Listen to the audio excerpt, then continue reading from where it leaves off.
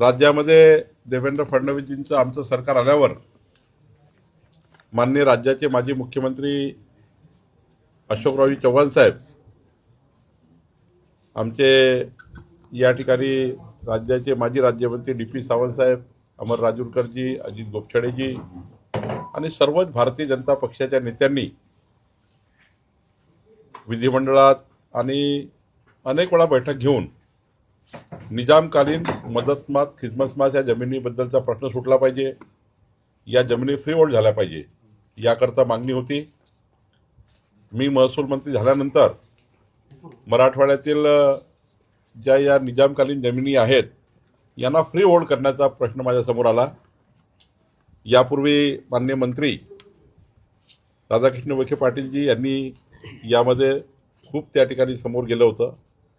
पण आता मी विधिमंडळामध्ये कायदा करून माननीय मुख्यमंत्री देवेंद्र फडणवीसजींनी या कायद्याला विधिमंडळात मान्यता देण्याकरता सभागृहात हा कायदा आणला आणि मला या गोष्टीचा अभिमान आहे की संपूर्ण मराठवाड्याचा हा प्रश्न होता. मराठवाड्याच्या संपूर्ण जिल्ह्याचा आणि विदर्भातील राजुरा या तहसीलचा प्रश्न होता. या सर्व जमिनी आता आम्ही फ्री होल्ड केलेल्या आहे. हा कायदा केवळ नांदेडकरता नाही आहे, हा कायदा मराठवाड्यातील संपूर्ण निजामकालीन जमिनीकरता आहे. आणि म्हणून आज मला या गोष्टीचा अभिमान आहे की आमच्या भारतीय जनता पार्टीच्या सर्व नेत्यांनी जी मागणी केली होती, राज्याचा महसूल मंत्री म्हणून मला ही मागणी पूर्ण करता आली आणि या जमिनी आता फ्री होल्ड झालेल्या आहेत. आणि एक मोठा प्रश्न या निजामकालीन जमिनीचा त्या ठिकाणी विनाशुल्क एकही पैसा न घेता आम्ही या ठिकाणी सोडवलेला आहे. नांदेड शहरातल्या अनेक वस्त्या या ठिकाणी आहेत, कपिलनगर आहे, अनेक वस्त्या आहेत. त्या वस्त्याचे नाव आता मी डिटेल करणार नाही, पण जवळपास 11 या ज्या वस्त्या आहेत, एक साधारण 9 वस्त्या आहेत, 8-9 वस्त्या आहेत. तर या सर्व वस्त्या आता फ्री होल्ड झालेल्या आहेत. त्यांचे पट्टेवाटप आम्ही करणार आहे. मी स्वतः नांदेडमध्ये येऊन या सर्व लोकांना फ्री होल्डचे प्रमाणपत्र आम्ही देणार आहोत. यासाठी पाठपुरावा नेमका यासाठी पाठपुरावा कोण मला सांगा, हा प्रश्न मराठवाड्याच्या संपूर्ण निजामकालीन जमिनीचा आहे. हा एक वेगळा काही नांदेडचा राहू शकत नाही, हा काही राजुराचा राहू शकत नाही. मग राजुराचे आमदार सर्वच आमदार आहेत, मराठवाड्याच्या सर्वच आमदारांनी त्या ठिकाणी आपल्या आपल्या पद्धतीने प्रयत्न केले आहेत. पण खरा प्रयत्न त्या ठिकाणी सुरुवात केला माननीय अशोकराव चव्हाणजींनी. खरा प्रयत्न सुरू केला पहिल्या बैठकीमध्ये राधाकृष्ण विखे पाटीलजीकडे माननीय अशोकराव होते, माननीय आपले सर्व जिल्ह्याचे नेते होते, तेव्हा ते सुरू झाली. पण ठीक आहे, ह्याचा कोणाला क्रेडिट घ्यायचा तो वेगळा विषय आहे.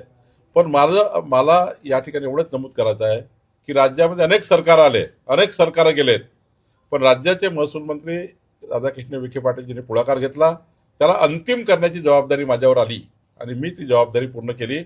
आज मला या ठिकाणी एवढं सांगेल की पुढच्या काळामध्ये मी स्वतः नांदेडमध्ये येऊन या सर्व वस्त्या आणि निजामकालीन जेवढ्या मराठवाड्यातल्या वस्त्या आहेत त्या सर्व वस्त्यांचं फ्री होल्ड झाल्याचं प्रमाणपत्र आम्ही त्यांना देणार आहोत.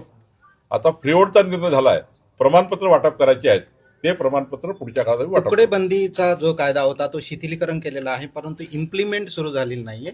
केव्हापासून इम्प्लिमेंट सुरू होईल? काही कायदेशीर संपूर्ण कायदा आम्ही शिथिल केला, रहिवासी क्षेत्राकरता शिथिल केला. या राज्यातल्या 60 लाख लोकांना या कायद्याचा आता फायदा होणार आहे शिथिल केल्याचा. आणि जेवढे रहिवासी बेल्ट आहे, नांदेडच्या पासून 1.5 किलोमीटर परिसर, गावाला लागून 500 मीटर परिसर, हा सर्व आता फ्री होल्ड होणार आहे आणि फ्री होल्डपेक्षा तुकडेबंदीच्या यातून निघणार आहे. आणि त्यामुळं या 60 लाख परिवारांच्या थांबलेला रजिस्ट्री असेल आणि 60 लाख परिवारांच्या 7/12 नोंदी घ्यायच्या आहेत, ज्या नोंदी नाही आहेत. आणि त्यामुळं तुकडेबंदी कायद्याची SOP आता आम्ही इश्यू केलेली आहे. ही गोष्ट खरी आहे की त्याला वर्षभराचा काळ किमान लागेल, कारण आता SOP आली आहे. कसे 7/12 एंट्री घ्यायची, कशी रजिस्ट्रेशन करायचं, ज्याची रजिस्ट्री झाली त्यांची 7/12 एंट्री घेणे, ज्यांची रजिस्ट्रेशन झालं नाही त्यांचं रजिस्ट्रेशन करून देणे, हे सुद्धा याच्या ठिकाणी आम्ही काम करणार आहोत. पण निश्चितपणे राज्याचं सरकार तुकडेबंदी कायद्यामध्ये जे अटकलेले लोक होते त्या सर्वांना आता एक मोठा फायदा या सुधारणेचा होणार आहे. उद्योजकांना हाताशी घेऊन केलेलं आहे की जे आम्ही कामं केलेले आहेत त्याचे सगळं श्रेय जे आहे ते महायुती सरकार घेते, आदित्य ठाकरे यांनी. आदित्य ठाकरेजी, उद्धव ठाकरेजी, राजसाहेब ठाकरेचा विकासाचा कधीच संबंध नव्हता. भावनात्मक राजकारण करून आत्तापर्यंत त्यांनी काही विजय मिळवले.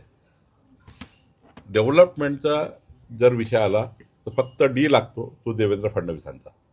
डेव्हलपमेंट म्हणजे देवेंद्र फडणवीस, देवेंद्र फडणवीसजी म्हणजे डेव्हलपमेंट. तिसरा कुठला डी लागत नाही. आणि त्यामुळं आता हे जे मुंबईत बदलत आहे ना, या बदललेला मुंबईचा एकमेव नेता आहे देवेंद्र फडणवीस. रात्री बेरात्री अपरात्री रस्त्यावरच्या एखाद्या कुठल्याही टॅक्सी चालकाला जरी विचारा या मुंबई शहराच्या विकासाचा शिल्पकार कोण आहे. एकदा गडकरी साहेब होते, त्यांनी 55 उड्डाणपूल बांधले, आणि आता मान्य नितीनजी आहेत, देवेंद्रजी आहेत. कोस्टर रोड असो, मुंबईचे सारे डेव्हलपमेंट, आणि पुढच्या काळातही मुंबईचं डेव्हलपमेंट फक्त देवेंद्र फडणवीस सरकार करू शकतं, एकनाथ शिंदेजी करू शकतात. आणि राहिला प्रश्न उद्धव ठाकरेजीचा, उद्धव ठाकरेजीला जर डेव्हलपमेंट आलं असतं तर 2.5 वर्ष मंत्रालयामध्ये त्यांना येऊन प्रचंड विकास करण्याची संधी होती. मुख्यमंत्री असताना केवळ 2 दिवस मंत्रालयात आले, मुख्यमंत्री असताना 2 दिवस विधिमंडळात आले. मी विधिमंडळात आहे 22 वर्षापासून. 4 वेळा फक्त माननीय उद्धव ठाकरे मंत्रिमंडळात आले आणि विधिमंडळात आले. जे मुख्यमंत्री स्वतः मुख्यमंत्री राहून तुम्ही विधिमंडळात येत नाही, मंत्रालयात येत नाही, ते काय विकास करू शकतात. आणि त्यामुळे विकास हा शब्द त्यांना लागू होत नाही. त्यांना भावनात्मक राजकारण करायचं आहे, टीका टिप्पणीचं राजकारण करायचं आहे, त्यांना फेक नरेटिव्ह पसरवायचे आहे, त्यांना खोटारडेपणा करायचा आहे. आम्हाला डेव्हलपमेंटचं राजकारण करायचं आहे, आणि डेव्हलपमेंटचं नाव देवेंद्र फडणवीस आहे. ठाकरे बंधूंनी आज जाहीरनामा, मुंबईचा महापौर भाजप होणार का? भारतीय जनता पार्टीचा महायुतीचाच महापौर होणार, स्पष्ट बहुमताने होणार, 2/3 बहुमताने होणार. 51% मतं घेऊन मुंबईचा महापौर भाजपाचा महायुतीचा होणार. आणि महाराष्ट्रामध्ये सुद्धा 29 महानगरपालिकेमध्ये, आत्ता मी नांदेडमध्ये आहे, नांदेडमध्ये सांगतो मी, अशोकराव चव्हाण यांच्या मार्गदर्शनाखाली नांदेडचा महापौर सुद्धा भारतीय जनता पार्टीचाच होणार. ठाकरे बंधूंनी एकीकडे आज अजित पवार जाहीरनामा, तुमच्यासोबत सत्तेमध्ये आहे, पण तेच अजित पवार आता प्रेस कॉन्फरन्स घेत तुमच्यावर आगपाकड करत आहेत. त्यांना त्यांच्या पक्षाची भूमिका ते मांडतात आहे. पण मी सकाळी सांगितलं, आपल्याला आताही सांगतो की अजितदादा, आम्ही सर्व जे समन्वय समिती, मी स्वतः समन्वय समितीमध्ये आहे, आमचं सर्वांचं एकच ठरलेलं आहे की कुठल्याही मित्रपक्षाला मैत्रीपूर्ण लढत असताना कुणी टीकाटिप्पणी करू नये. आता नांदेडमध्ये आम्ही वेगळं लढतो आहे, पण भारतीय जनता पार्टी कधी शिवसेनेवर किंवा राष्ट्रवादीवर टीकाटिप्पणी करणार नाही. आम्ही आमची भूमिका ठरवली आहे. मित्रपक्षावर कुठल्याही चिखलफेक करायची नाही, त्यांच्याबद्दल बोलायचं नाही. त्यांनी भूमिका स्वीकारली आहे की बोलायचं नाही. पण मला वाटतं अजितदादा जे काही बोलले आहे तसं त्यांनी बोलायला नको पाहिजे होतं, पण बोलले आहे. आम्ही काही त्याचं उत्तर देणार नाही.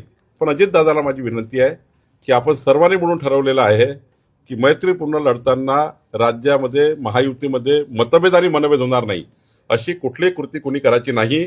ती कृती आम्ही करणार नाही, त्यांनी करू नये. ठाकरे बंधूंनी आज चव्हाण जाहीरनामा, म्हणाले होते की मी मुख्यमंत्र्यांना सांगितलं होतं अजितदादांना घेऊ नका म्हणून. माननीय चव्हाण साहेब आमच्या राज्याचे अध्यक्ष आहे. ते मुख्यमंत्री त्यांनी काय चर्चा केली असेल ते मान्य रवींद्र चव्हाणजींनी आपल्याला सांगितलं आहे. ठाकरे बंधूंनी आज जाहीरनामा प्रकाशित